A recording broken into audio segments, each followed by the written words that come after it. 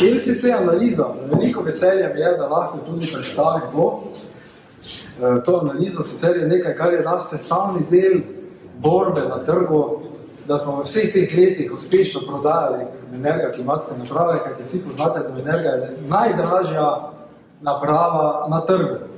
Ampak mi kljub temu obstajamo, mi smo kljub temu uspeli to prodati. Ko se investitor odloča za investicijo, seveda ima vedno nekaj denarja na razpolago.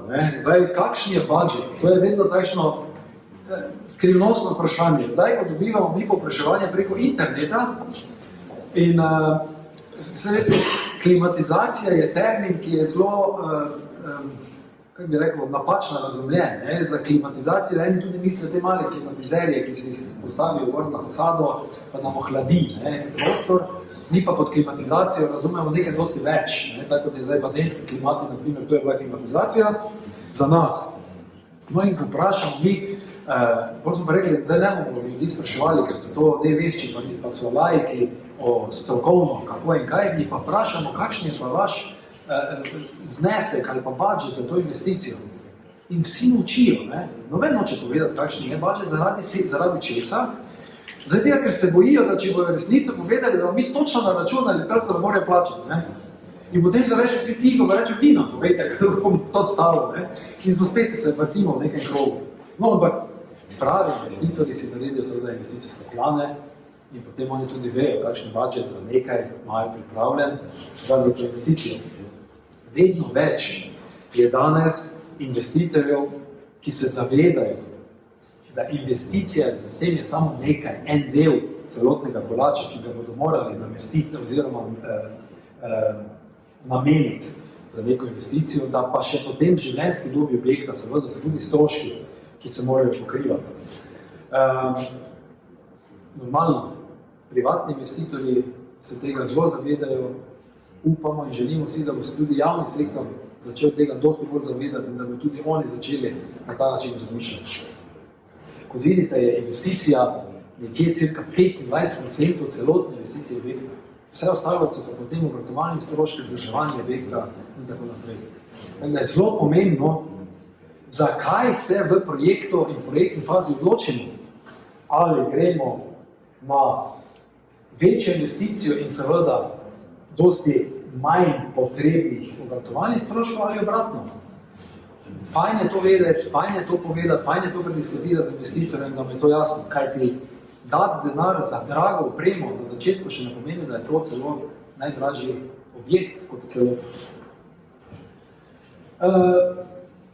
Mi pri Menergi, tako sem že prej povedal, se cel čas že ukvarjamo s tem, da vedno rišemo neke diagrame. Excel je čudovito orodje, v tem Excelu smo ogromno razne diagrame in tabel naredili in smo vedno primerjali neko klasično rešitev z poceni klimatskimi napravami, pa energetsko učinkovito rešitev z Menerga klimatskimi napravami.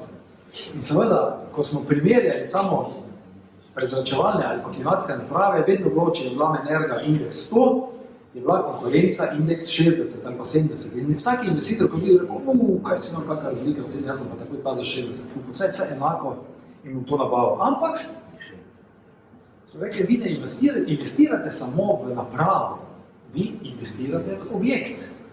In če imate napravo, ki vam toliko pa toliko energije privarčuje, pa ima toliko pa toliko manjše priključne moči, to se odrazi na kotlovnici, na plinu, na električni energiji in tako naprej. In seveda vse to je toliko manjše in je potem investicija v sistem ne več 100 proti 70, ampak naprimer 109 ali pa 110 proti 100. Pravi, takšna je razlika, tak se je razlika manjša. Ampak to smo še vedno samo pri investiciji v sistem. Bolj pa začnemo razmišljati in gledati na stroške obratovanja. Imate napravo, ki ogromno varčuje, primerjavi z eno napravo, ki varčuje malo manj.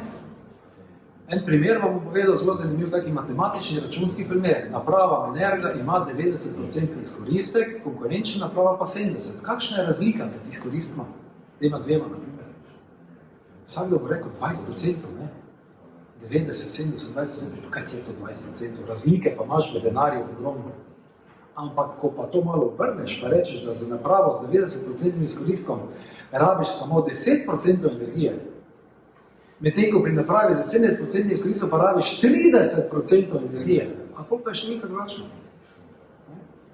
In to je tisto, kar se potem investira v objekt in kar mora investitor plačati. Se pravi, imamo za 2-krat več potrebne energije pri napravi, ki ima sicer po procenti samo 20% manjši izkoristek.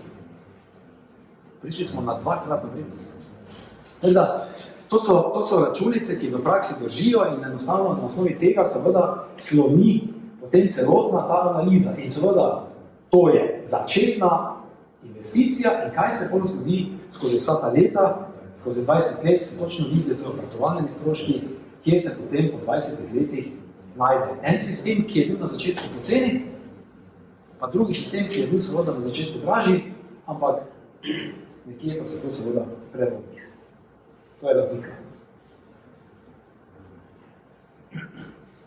Na kar je prišel, to smo delali že mi zelo dolgo, potem je prišel ta znani termin LCC, Life Cycle Costing. To je analiza, ki vzame v oceno nekega sistema strošek nabave neke naprave, pa instalacija, se pravi namestitev, obratovanje, vzdrževanje, predelava in tudi razgradnja. Zdaj, razgradnje, če se tu pri nas ne upošteva toliko, da bi zdaj rekel točno, kaj to pomeni, čeprav je pravi analizi bi to morali delati.